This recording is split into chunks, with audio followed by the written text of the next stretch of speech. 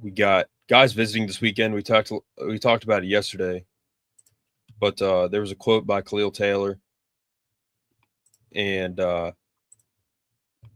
Keemon Spell. He wasn't able to make it, and he was commenting on Georgia stuff. So we'll see how that plays out.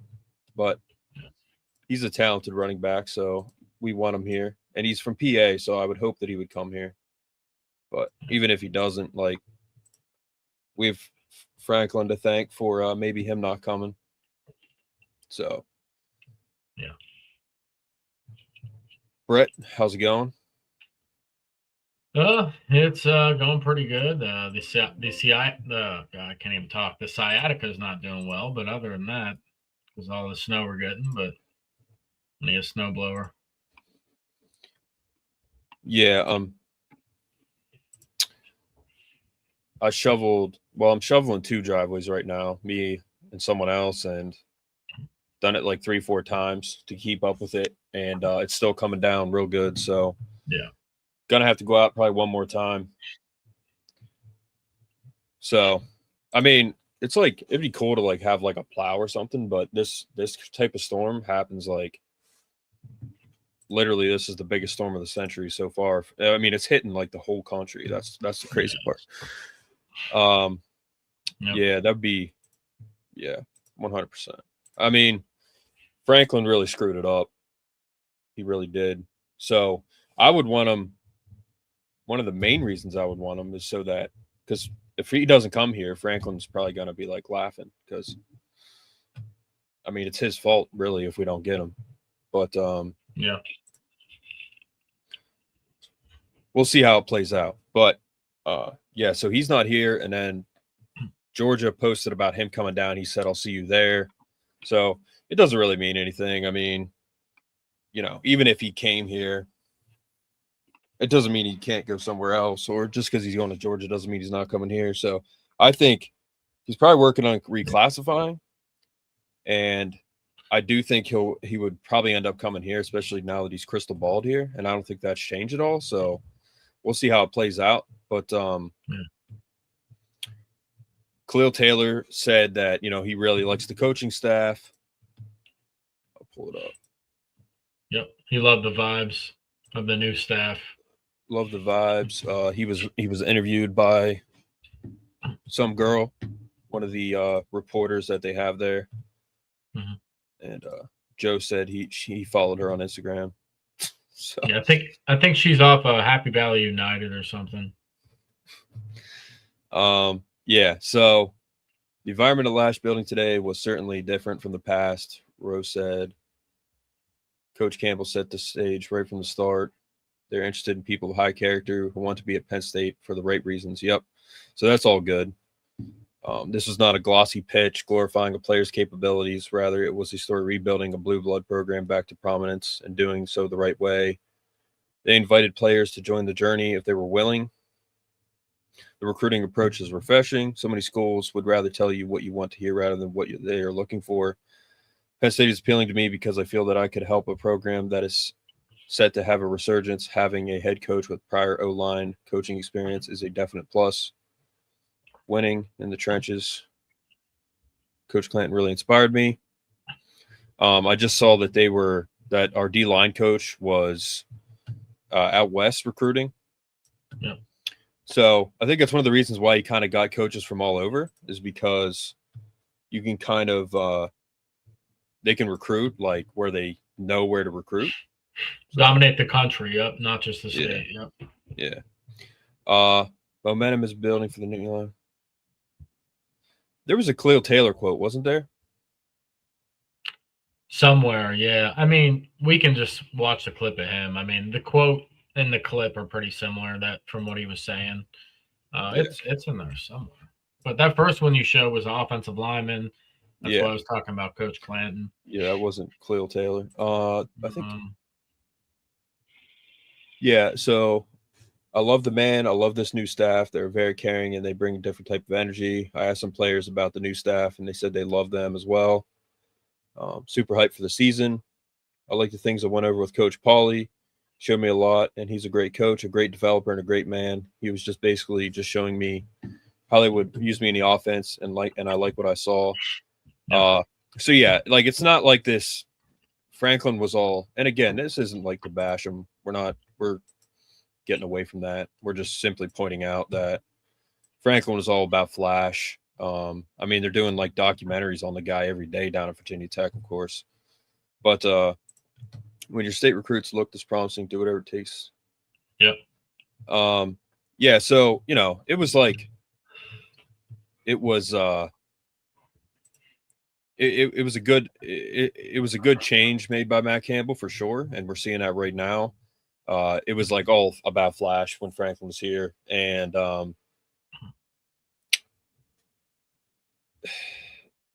it was just all about like the opposite of what he just said. So probably telling them what they want to hear, be like, you can be great here, and then not even playing him because he was loyal to who he liked. So it's totally different now. They're basically, the approach is, are you going to fit here? This is what we want, rather than this is what you can do, and then not even do it.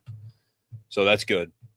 These kids need good, solid coaches, and that's what Penn State has now. They don't need people who are gonna, suck up to them and tell them what they want to hear.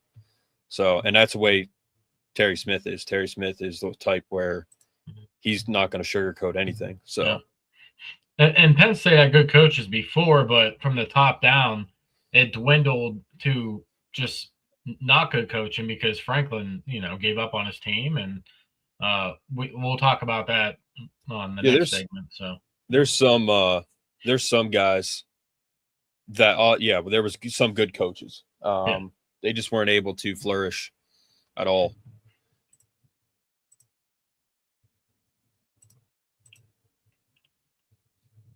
Nice. Stop playing. We're here with Ryan. Can you hear this? I heard it that time, yeah. Let me know if you guys can hear it. If you can't, then I'll. Are you freaking kidding me, dude? We're here with wide receiver from Pittsburgh, Khalil Taylor. So, what? Well, you can still play the audio, I guess, but that's weird. Yeah. So, Evan. We're here with wide receiver from Pittsburgh, Khalil Taylor. So, thanks, Instagram. You're working flawlessly today, I must say. We're here with wide receiver from Pittsburgh, Khalil Taylor. So, Khalil, you were initially committed to Penn State. You decommitted. What made you come back to visit today? The coaching staff. I mean, they came in and saying that was a top priority, and they've been on me since day one. I mean, they've been showing me a ton of love. They've been me out of school, and I mean, why not come back? I love it up here. This was home initially. So, Coach Pauly has had 2 players reach 1,000 receiving yards in 1 year. What does that mean to you and the potential coming into the school? I mean, it means a lot because, like recently, like Penn State hasn't really developed wide receivers. Coach Pauly coming in, just changing it, the wide receiver position. I mean, it means a lot, and I'm willing to work. Thank you so much. It was great to talk to you today. We're here with. He said they really haven't developed receivers, which is very true. Yeah, that was funny that he said that because, like, he just to be that honest about it, right? Like, that's funny. And now he's like, it's different. It's going to be different now, and he knows that. So he's probably more hype about Penn State now, obviously, than he was before. Yeah. So. Like Gambler just said, head coaches don't have time for social media or OnlyFans, which is a good point. That's one thing about when Franklin was here. Like, he was always tweeting. He was always blocking people. I mean, those tweets he put out every week, I always hated them. But then towards the end, like, people were actually getting mad. I'm like, where have you guys been? Like, are you just now noticing this, that, he does this regardless? So, that's his thing. Want to know, focus on this and be at this game and, fill up the stadium and all that stuff. Like, you don't have to say that if people actually want to be there. But what's up, Evan? And then I think that's about it. I mean, in terms of what Khalil said, and then like Joe was saying in our conversation that, Keemon just, said, see you there. I don't know who he commented back at, if it's a current player or another recruit, but must be a Georgia recruit that said he was going to be there next weekend. So yeah, I mean, he's good. He's good enough that he's from a PA guy that can go down to Georgia. So good for him. And you got to think it's a family decision too. Like he would have been coming with his dad and like all of them. Like if they decided as a collective, like, no, we shouldn't make the trip. We'll make it a different weekend, right? Like if he still makes a visit to Penn State, it's all good. Like it's to not want to come up in this weather, maybe they don't want to like rush to leave last night or something. Like I get it, but yeah, we don't know. Yeah, it's just like speculation at this point. He wouldn't be driving up by himself, so yeah. Makes so Malo, he's a 4-star. He's a big guy. Pacific Northwest. Let's look him up. Pacific Northwest visit. So that's our D-line coach. 4-star kid. Tavita Nonu. He's a 4-star, yeah. I'm looking him up. He is. But and that's the thing, like Danton Lynn, he's definitely made some ties there out west for sure. And he has ties back here, and he's from Texas. So I think he's from Texas. So he has ties like all over the country. So we got ties where we need them pretty much. And I don't see these coaches like really moving around. Like I think they're going to hold it together pretty well. They're going to all mesh pretty well. Yeah, 4-star kid, number 1 in Washington. 6'4", 270 already. He's big. Yeah. Yep. Yeah. And so we're looking at him. We're looking at the number 1 corner. We're looking at someone else. So we're looking at guys that, I think will be good fits. They're good character guys, and they're going to be guys that fit our system. And, I just don't think Campbell's going to go out and get guys just because they're a 5-star guy, and I said it before, like Alabama does that. Clemson doesn't really do that, but like USC, Oklahoma, Oregon, they all did that type of stuff. And, when's the last time they won a national title? But then again, Ohio State kind of did that. So did Michigan. But again, like Ohio State and Michigan, they've really built their programs through recruiting like Penn State always has. And they've won the last 2 national titles. And Indiana, this year, they did a lot of portal work, not like big time talent, but just because there's a lot of guys out there in the portal that you can go get doesn't mean you just go get them just because they're talented. Yeah. So, and the last guy we got from Washington was Vega Ioane. So if we can get another guy like him, that's awesome. Yeah. Yeah. Can't go wrong with that. Nope. That's for sure. But it's funny because BYU, like Sataki, he's Mormon. I think he's Samoan too. I think. And we're probably going to out-recruit him in his own area. You know what I mean? Like for top talent. So yeah, we will. It is what it is.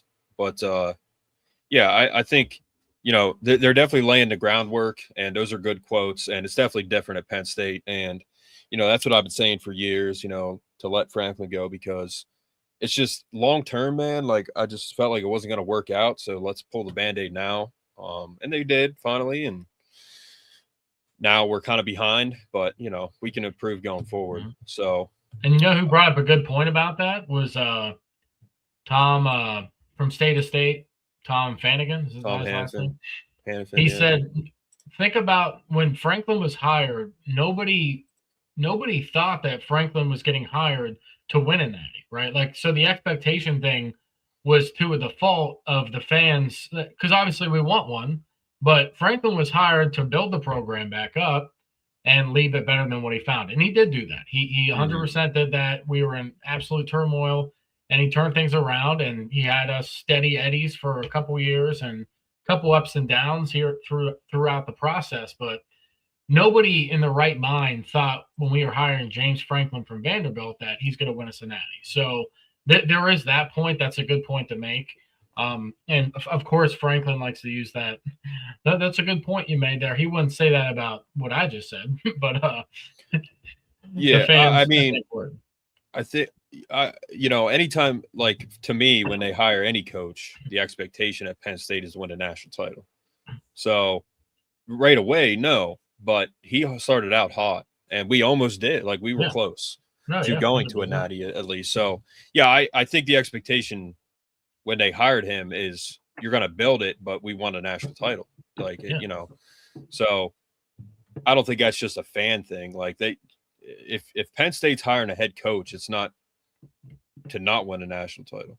I mean, well, I'm saying from the outside perspective looking in, though, like, nobody really thought it was possible with him. Like, maybe after like that false hope of 2016 and 2017, but other than that, like, there was no consistent nature of beating big teams for us to think that he could do it. So that's what I'm saying. Long term, yeah. And Sandy Barber hired him, so it wasn't Pat Kraft. So that's why Pat Kraft and him were butting heads, because that's not Pat Kraft's guy at all. Sandy Barber hired him? She was the athletic director then, yeah. Right? Huh. Was wow. She would have been. Yeah.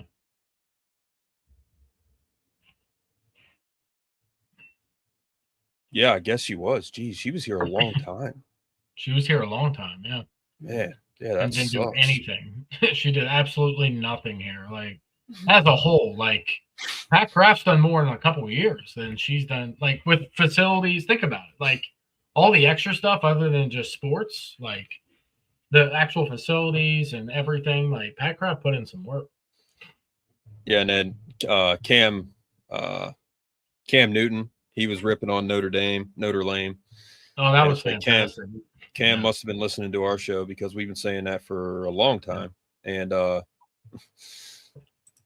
Joe shared a picture where there was like no one at the Indiana national championship ceremony. Was sad. That was very sad. Yeah, that's like that's surprising. I wonder, like, it's just a picture, so like we're not going to be like CNN and like show a picture, be like, oh my god. Who knows what that's just weird that no one went, like I don't know. That's just, who knows why, but that doesn't make sense. You would think it would be more full, but I don't know. Maybe I'm sure they had a parade and maybe a lot of people were at the, I don't know, but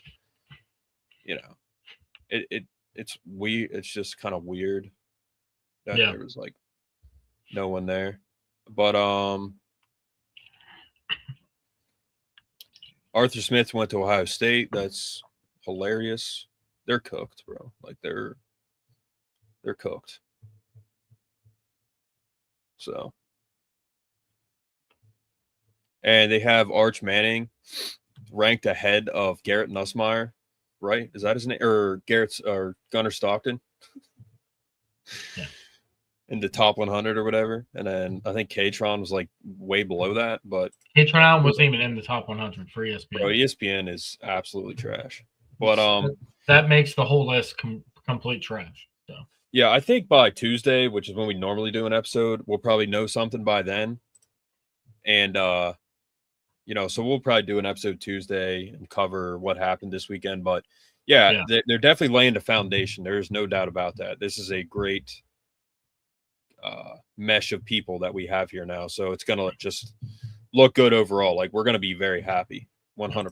Like, you guys all should be excited about what they're doing it right, and we're gonna win. That's it. Like, I truly feel that way. Micah was at the hockey game. Yep. I think, dude, they like had this hammer in the locker room. He like broke it. Yeah. And the players, all the hockey guys, they were like surprised. I don't think he was supposed to break it.